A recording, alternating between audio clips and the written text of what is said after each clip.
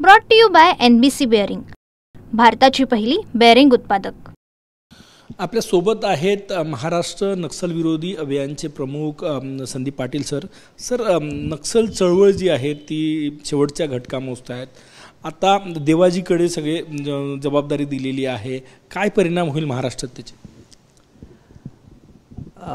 Recently त्यांच्या काही कागदपत्रातून असं दिसून आलेलं आहे, देवजी जे पूर्वी मिलिटरी कमिशनचा तो इन्चार्ज होता, तो ऑलरेडी पॉलिट ब्युरो मेंबर आहे, त्याला जनरल सेक्रेटरीची जबाबदारी देण्यात आलेली आहे।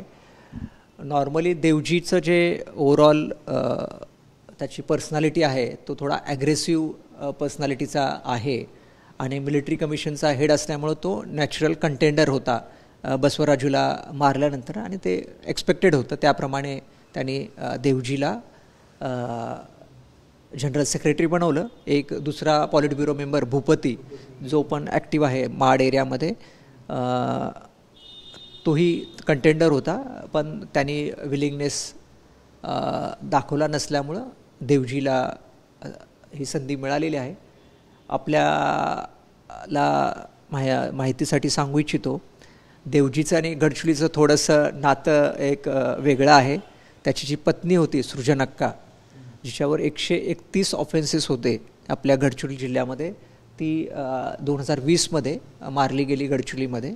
तर त्याच्यानंतर गडचिरोलीला धडा शिकवण्याचा विडा ह्या देवजीने उचलला होता, पण गेल्या 5 वर्षामध्ये गडचिरोली पोलिसांनी जे एक सर्वसमावेशक पद्धतीने जे ऑपरेशन्स राबवलेले आहेत, तर त्या अनुषंगाने आपण यशस्वी ठरलेलो आहे नक्षल चळवळ गडचिरोली जिल्ह्यामध्ये खिळखिळी करण्यामध्ये, आणि मला नक्की विश्वास आहे येणाऱ्या काळामध्ये जे काही आव्हान असेल ते गडचिरोली पोलीस यशस्वी पेलतील। देवजी आक्रमक आहे असं कळत आहे, तर आपल्या महाराष्ट्र पोलीस किंवा गडचिरोली पोलीस काही आक्रमक भूमिका घेतील? कारण की काहीच मेंबर शिल्लक आहे गडचिरोली जिल्ह्यात नक्षलवादी।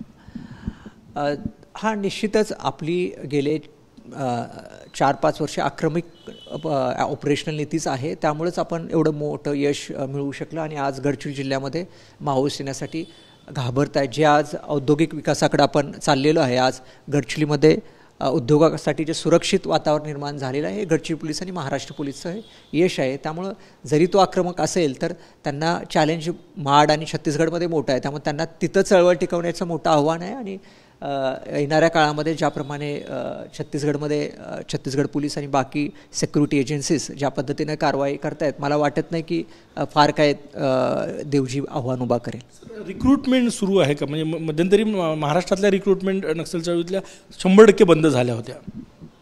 निश्चितच अजूनही त्या 100%च बंद आहेत। आता इव्हन आपल्याकडं किंवा जे MMC झोनमध्ये सुद्धा जे काही नवीन कॅडर जातात ते सगळे छत्तीसगडमधले जे त्यांचा कोर एरिया आहे त्यात तिकडचेच कॅडर जातात। आपल्या इथली रिक्रुटमेंट 100% बंद आहे।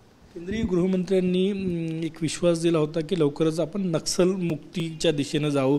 मध्यंतरी नक्षलवाद्यांनी पत्रही पाठवलं होतं शांती वार्तेचं, कसं बघता याच्याकडे? निश्चितच माननीय केंद्रीय गृहमंत्री महोदयांनी जे टार्गेट ठेवलेलं आहे, सर्व राज्य आहेत, छत्तीसगड आणि त्याच्या आजूबाजूची सर्व राज्य आहेत, हे एक कोऑर्डिनेटेड स्ट्रॅटेजी करून ते टार्गेट अचीव करण्याच्या दिशेने जात आहेत, आणि मला वाटतं आहे की ते टार्गेट आपण अचीव करू। शांती वार्तेचं पत्र दिलं होतं की आम्ही चर्चा करायला तयार आहोत, तर ते काय?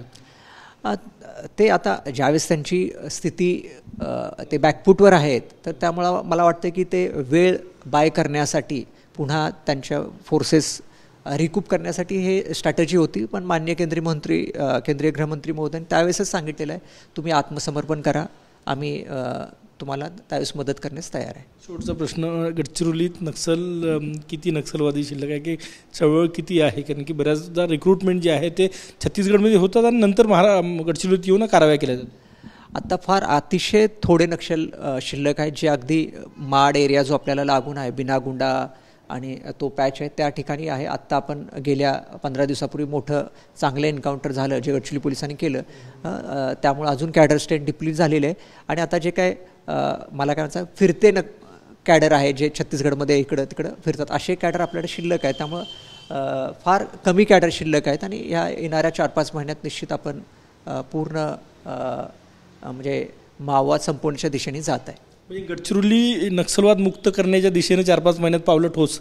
हां, ते म्हणजे तीच ऑपरेशन स्ट्रॅटेजी आहे, तेच आपलं टार्गेट आहे. त्यामुळे येणाऱ्या काळात निश्चित आपण त्याच दिशेने वाटचाल करतो हे सांगू. कॅमेरामॅन सचिन सयामसह Gajanan Umate, TV9 Marathi, Nagpur. Brought to you by NBC bearing, भारताची पहिली बेअरिंग उत्पादक.